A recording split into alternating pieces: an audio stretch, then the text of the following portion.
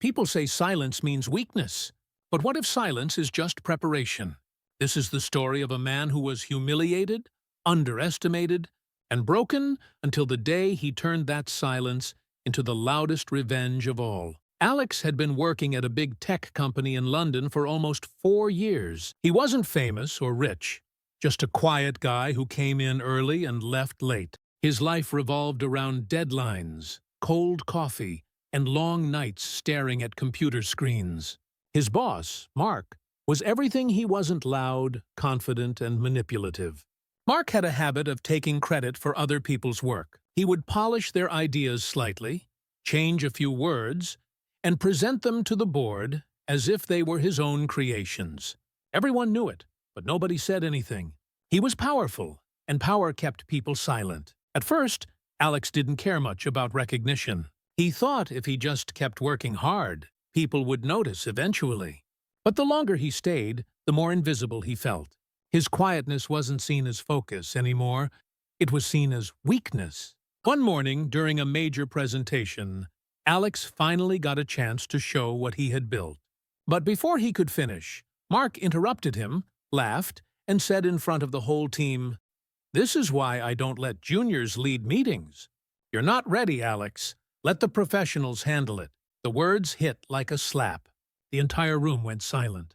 Alex felt a sting of humiliation, but he didn't respond. He just nodded quietly and sat down. That night, Alex couldn't sleep. He kept hearing those words again and again. "You're not ready." But instead of anger, something else took root inside him. Determination. He looked out his apartment window at the city lights and whispered to himself, "You're right, Mark. I'm not ready to be your employee anymore." From that night onward, Alex lived a double life. By day, he was still the obedient worker who followed orders. But after work, he became something else: a creator, an inventor, a dreamer.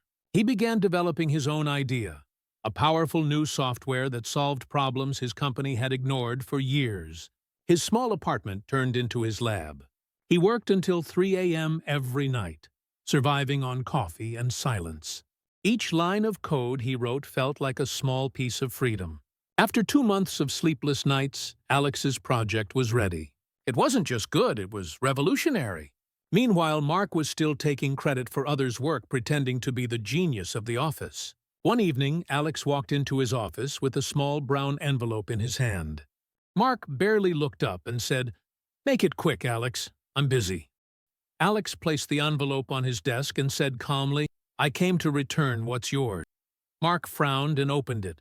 Inside was Alex's resignation letter and a printed article from a business magazine announcing the launch of Alex's new company. Mark's eyes widened. The article described a new startup building next-generation AI systems, funded by none other than Horizon Ventures, the same investors who supported Mark's company. You went to my investors?" Mark asked in disbelief. Alex smiled and replied, "No, Mark, they came to me.